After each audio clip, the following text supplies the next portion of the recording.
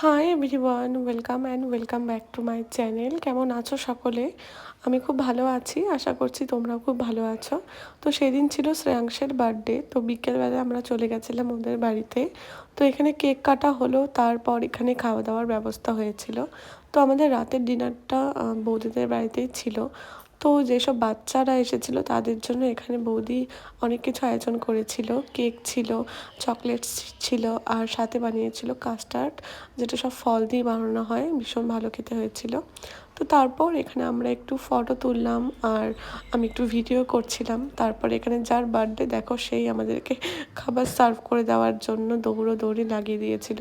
যাই হোক, তো তারপর এখানে আমরা রাতের ডিনারটা করলাম। সব রান্না ভীষণ ভালো হয়েছিল, চিকেনটা তো ভীষণই ভালো হয়েছিল।